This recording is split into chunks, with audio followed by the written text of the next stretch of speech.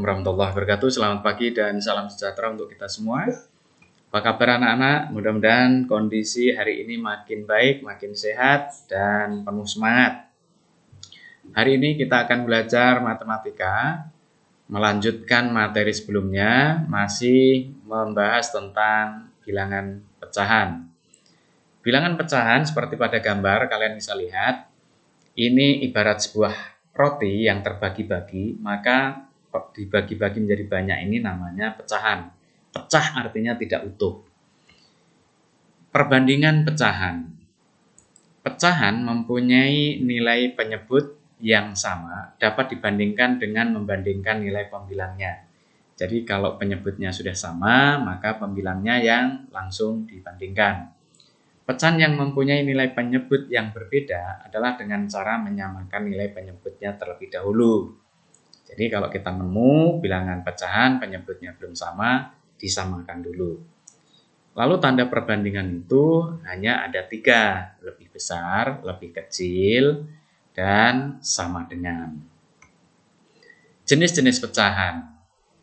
Jenis pecahan itu yang pertama pecahan murni, yang kedua pecahan tidak murni, yang ketiga pecahan campuran. Apa yang membedakan? Yang membedakan, perhatikan anak-anak, A per B dengan A kurang dari B. Contohnya 2 per 5, 1 per 4, 3 per 9. Ini semua masuk golongan pecahan murni. Artinya pecahan murni itu pembilang dibagi penyebut tidak menghasilkan nilai bulat.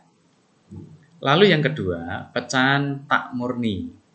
A per B dengan catatan A lebih besar dari B, sehingga ketika nanti dilakukan pembagian menghasilkan bilangan bulat utuh dan sisanya membentuk pecahan. Contoh, 7 per 4, 6 per 4, 8 per 5. 7 per 4 artinya 7 dibagi 4. Dapat berapa? Iya, betul, dapat 1. Sisanya berapa? 3. Berarti 7 per 4 itu sama dengan 1, 3 per 4. Ada nilai 1 berarti utuh. Dan 3 per 4 berarti pecahan. Maka disebut pecahan campuran. Ini namanya. Tapi karena ini belum diakumulasikan dalam bentuk campuran, maka ini masih disebut sebagai pecahan tidak murni. Lalu yang ketiga, pecahan campuran. Pecahan campuran ditandai dengan adanya N, A per B, di mana N adalah bilangan bulat, A kurang dari B. Contohnya 2, 1 per 3. 2 adalah bilangan bulat, 1 per 3 bilangan pecahan. 1, 1 per 4. Itu juga sama. 3, 2 per 3. 3-nya bulat, 2 per 3-nya pecahan. Maka ini dikatakan pecahan campuran karena campuran antara bilangan bulat dan bilangan pecahan. Sekarang kalian lihat dan perhatikan penjumlahan pecahan dan pengurangan pecahan. Tata aturannya yang perlu kalian pahami dan kalian catat adalah kerjakan dari yang paling kiri. Yang kedua, jika ada yang ada dalam kurung, maka di dalam kurung itu dikerjakan terlebih dahulu. Ini contohnya. 1 per 3 ditambah 4 per 5 dikurang 1 per 6. Kata kuncinya adalah penyebutnya. Jika penyebutnya sudah sama, maka tinggal dijumlahkan atau dikurangi pembilangnya saja. Tapi jika penyebutnya belum sama, maka disamakan penyebutnya dulu dengan menggunakan KPK. Ini kalau disamakan penyebutnya berarti mencari KPK 3, 5, dan 6. KPK-nya adalah 30. Berarti 3 ke 30 dikali 10. Kalau di bawah dikali 10, atas kali 10. Makanya sepertiga menjadi 10 per 30. 4 per 5, 5 jadi 30 dikali 6. Atasnya pembilangnya juga dikali 6, berarti 4 per 5 sama dengan 24 per 30. Demikian juga pengurangannya. Baru kemudian setelah penyebutnya sama, maka yang dioperasikan atau diproses adalah bagian pembilangnya. 10 tambah 24 sama dengan 34. Dikurangi 5 berarti 9. Berarti 29 per 30. Nih hasil akhirnya. Paham ya? Baik, contoh berikutnya juga sama. Ada pengurangan. Baik, akhirnya kita masuk perkalian pecahan dan pembagian pecahan. Perkalian kebalikan dari pembagian. Oleh karena itu, bagaimana cara menyelesaikannya? Sama dengan menyamakan penyebutnya. Karena perkalian dan pembagian itu setara, maka boleh dikerjakan dari kiri.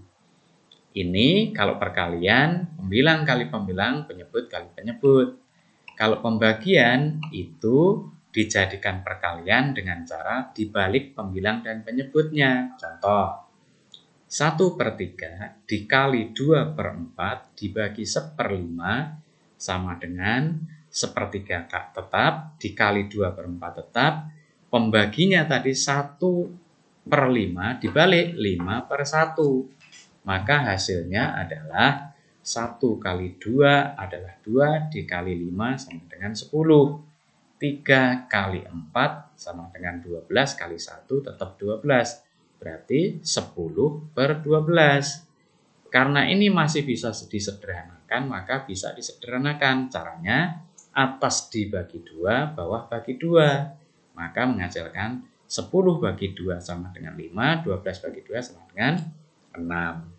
Ini adalah perkalian dan pembagian pada pecahan. Selanjutnya, jumlah kurang kali bagi. Masih sama tadi. Ini contoh-contohnya Bapak tampilkan. Nanti kalian pelajari. Ini ada beberapa contoh, bisa kalian lihat. Ya. Pelajari baik-baik, cermati baik-baik. Baik ini penjumlahan digabung dengan perkalian.